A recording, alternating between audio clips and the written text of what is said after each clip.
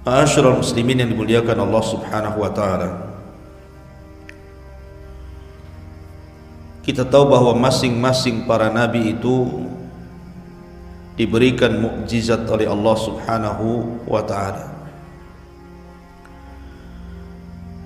Dan sering saya katakan bahwa keanehan di permukaan bumi itu ada 3 macam. Pertama, mukjizat, dan itu khusus para nabi dan rasul. Yang kedua, karamah, dan itu khusus pada wali-wali Allah. Kemudian yang ketiga, sihir, dan itu yang dipelajari oleh para dukun dan yang semacamnya. Semua para nabi diberikan oleh Allah Azza wa Jalla mukjizat. Nabi Musa alaihi salatu wassalam diberikan tongkat dan tangan yang bercahaya. Nabi Isa juga sama diberikan mukjizat mampu mengobati berbagai macam penyakit, termasuk juga Nabi sallallahu alaihi wasallam.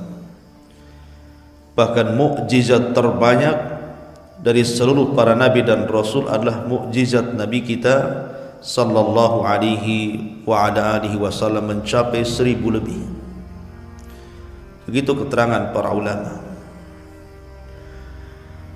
Suatu ketika orang-orang musyrik itu datang kepada Nabi sallallahu alaihi wasallam layaknya para pengikut para nabi sebelumnya. Mereka meminta bukti atas kenabiannya.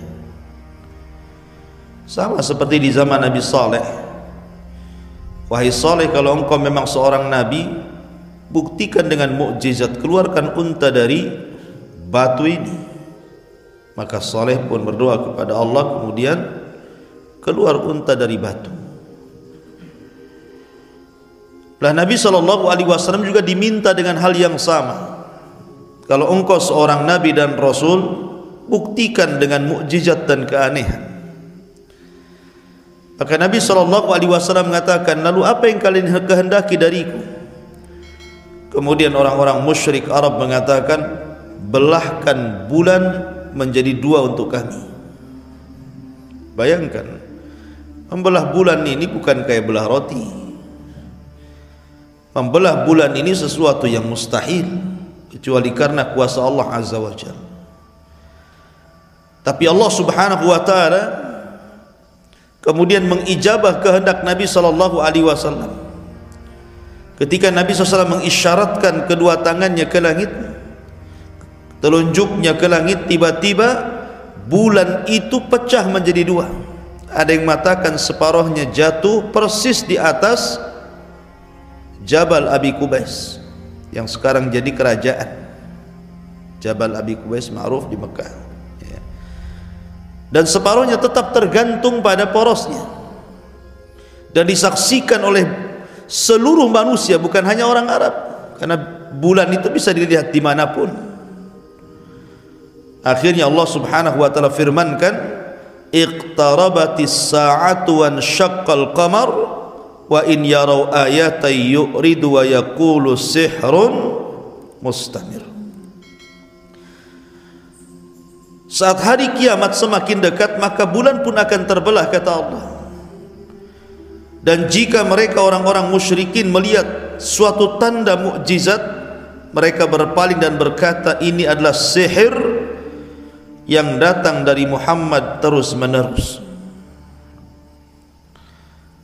Ketika betul-betul kemudian bulan itu terbelah dan disaksikan semua manusia, bukannya mereka beriman kepada Rasulullah sallallahu alaihi wasallam, justru mereka teriak-teriak dan mengatakan, zahara sihru Muhammad, zahara sihru Muhammad, lihatlah tampak sihirnya si Muhammad itu.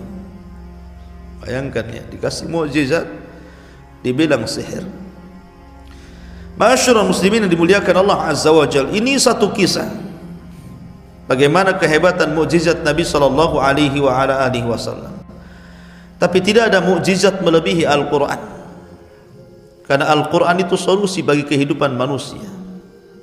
Bisa kita rasakan dalam kehidupan kita. Di zaman Nabi SAW ada seorang wanita namanya Haulah bintu Hakim Al-Tha'labah. Haulah bintu Hakim Al-Tha'labah menikah dengan seorang namanya Aus ibn Samit. Aus ibn Samit ini. Ada yang mengatakan Aus ibn Samit ini suaminya. Memang karakternya suka marah-marah. Jadi ada suami-suami itu yang mudah emosi. Ya. Kemudian juga akalnya kurang. Dan juga tidak tampan. Dia menikah dengan seorang wanita namanya Haulah bintu Hakim. Subhanallah, Haulah bintu Hakim ini diberikan usia panjang. Dia hidup di masa Rasul sallallahu alaihi wasallam sampai di masa Umar bin Khattab radhiyallahu anhu. Jadi ketika Umar bin Khattab radhiyallahu anhu menjadi Amirul Mukminin, menjadi khalifah kedua setelah Abu Bakar Siddiq radhiyallahu anhu, Umar bin Khattab ini berjalan bersama pembantunya, melihat-lihat pasar. Dan Umar itu kalau masuk pasar bawa pentungan, sebagaimana dijelaskan dalam kitab Fiqhus Sunnah miliknya Sayyid Sabiq. Dalam Kitabul Buyu, Umar bin Khattab itu kemana-mana bawa tongkat kalau masuk pasar itu. Nampak ada orang curang dagang saja dipukul, kayak polisi India. Pukul gitu. Pokoknya kalau ada yang curang langsung dipukul. Kemudian Umar selalu mengatakan, sebab kalianlah Allah tahan hujan-hujan dari langit. Keluar kalian dari pasar ini. Karena Nabi SAW yang mengatakan,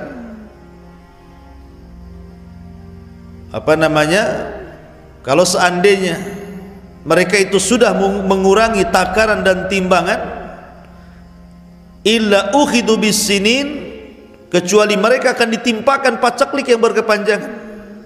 Makanya Umar selalu mengatakan, keluarlah kalian gara-gara kalian pacaklik ini turun. Sambil dipentung suruh keluar dari pasar.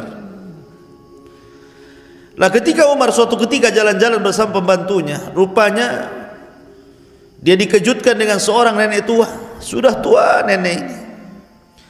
Tiba-tiba memanggil, ya Umair, ya Umair katanya. Bukan Umar, Umair. Ya, menggunakan isim tasghir. Ya Umair. Ini nama pengecilan namanya. Sama dengan Sulaiman. Sulaiman itu Salman kecil. Kalau Salman itu besar, kalau Salman kecil disebut Sulaiman. Umar, Umair. Ya Umair. Ya Umair gitu.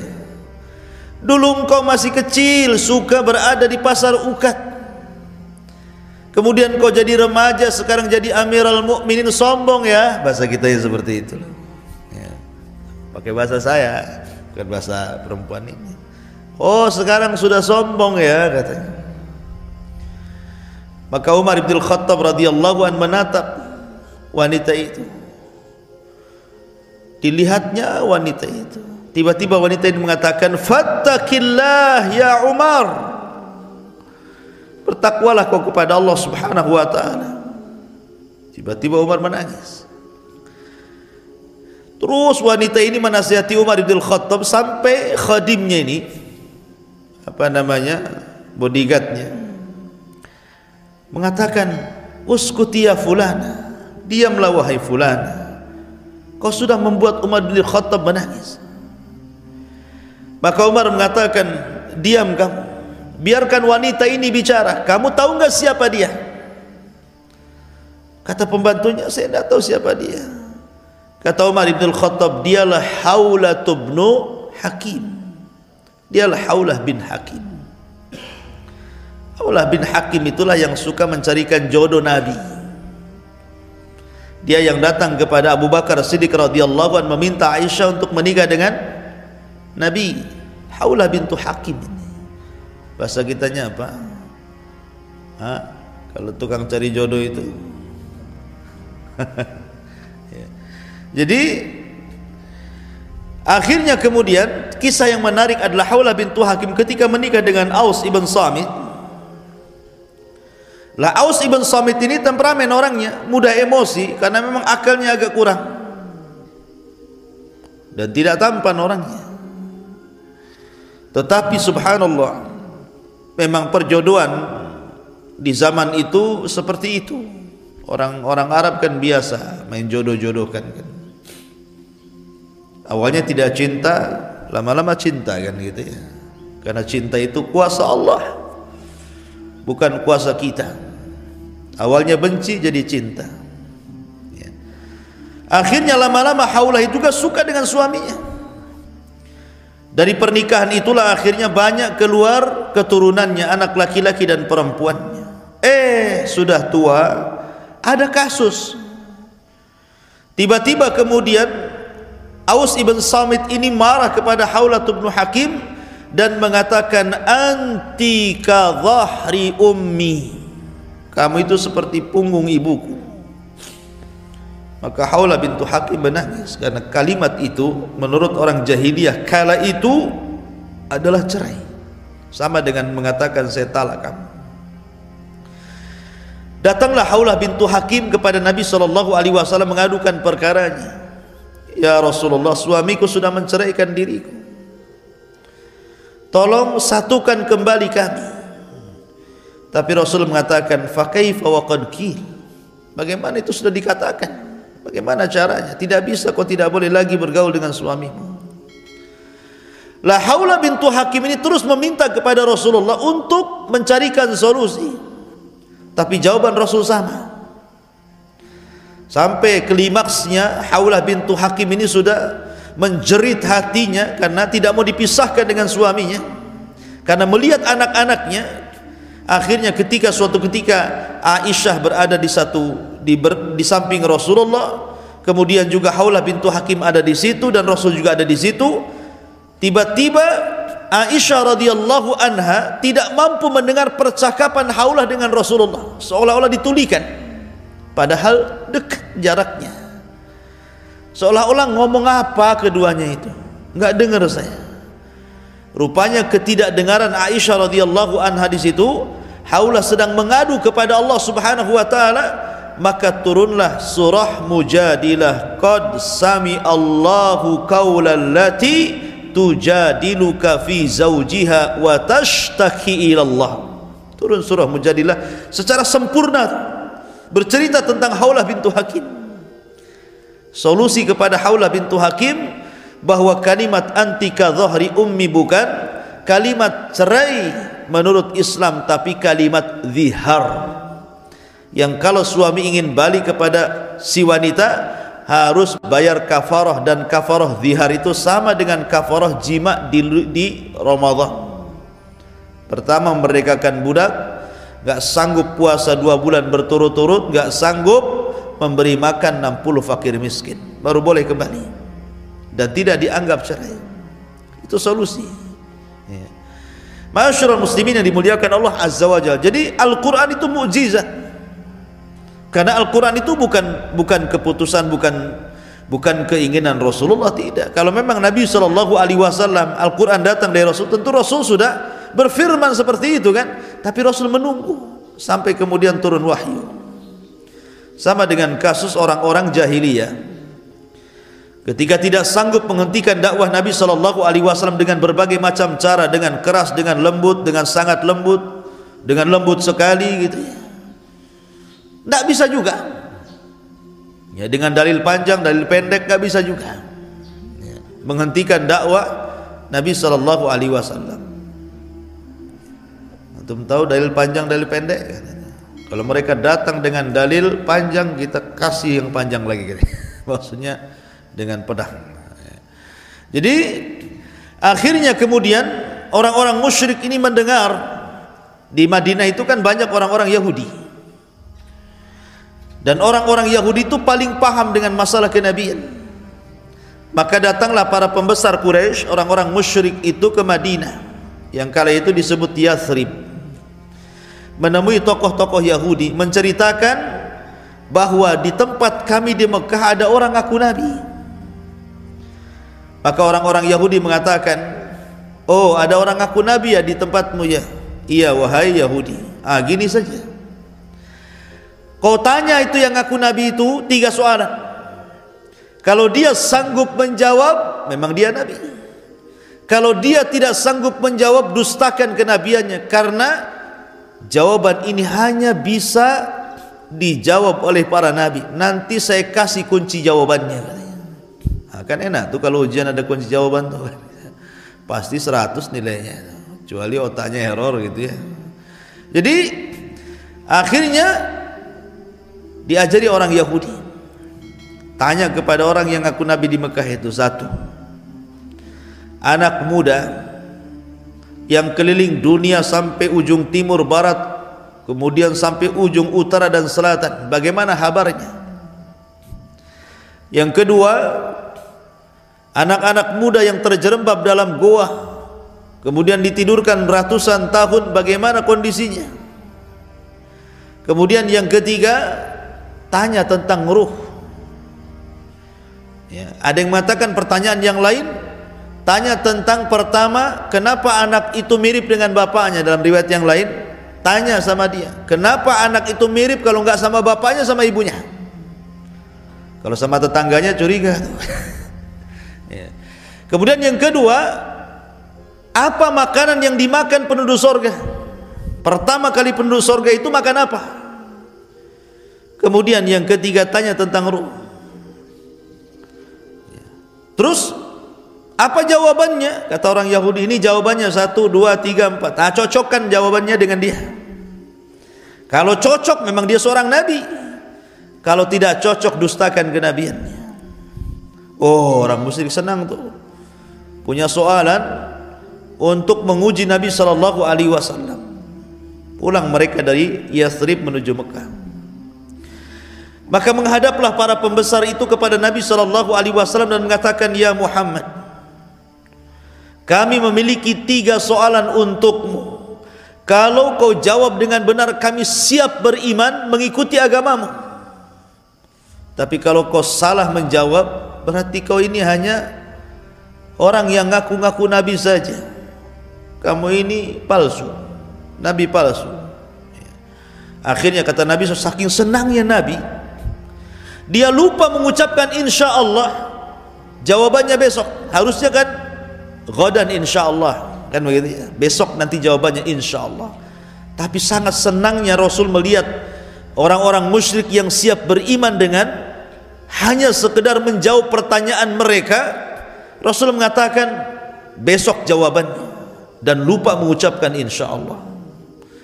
Bahaya orang yang lupa mengucapkan insya Allah. Kalau antum janji, katakan insya Allah. Besok datang enggak? Insya Allah tak datang. Jangan ya, kalau enggak datang bilang enggak datang. Maksudnya insya Allah datang. Gitu ya. Jadi takutnya kalau ada halangan kan udah insya Allah atas kehendak Allah, bukan kehendak kita. Nah, Rasul dilupakan mengucap insya Allah. Rupanya sampai besok Jibril pula tak turun. 2 hari berikutnya Jibril tak turun. 3 hari berikutnya Jibril pun tak turun. Hampir 1 bulan. Ini orang-orang musyrik ini sudah memang niatnya untuk menjatuhkan Rasul. Sudah mengira-ngira memang itu nabi palsu tuh. Katanya besok. Kenapa kemudian lewat sehari tak ada jawaban, lewat 2 hari tak ada jawaban, lewat 1 minggu pun tak ada, lewat 2 minggu apalagi 3 minggu. Stres Nabi dibuatnya. Sampai akhirnya sempit dadanya. Lah ketika sempit dadanya itulah kemudian sudah hampir sempurna 1 bulan, baru Jibril datang menurunkan surah Al-Kahfi. Jawablah mereka wahai Muhammad, adapun laki-laki yang berkeliling dunia dialah Dzulqarnain. Adapun anak-anak muda yang terjerembab di dalam gua, mereka lah Ashabul Kahfi. Adapun ruh, yas'alunaka 'anir ruh qulir ruhu min amri rabbi wa ma utitu minal ilmi illa qalila. Katakan ruh itu urusan Allah, enggak tahu kita. Ya. Ya, dalam riwayat bahwa diberikan jawaban tentang pertanyaan yang kedua, kenapa anak mirip dengan bapa dan ibunya. Kemudian katakan kepadanya, itu tergantung siapa yang mendominasi dari air spermanya.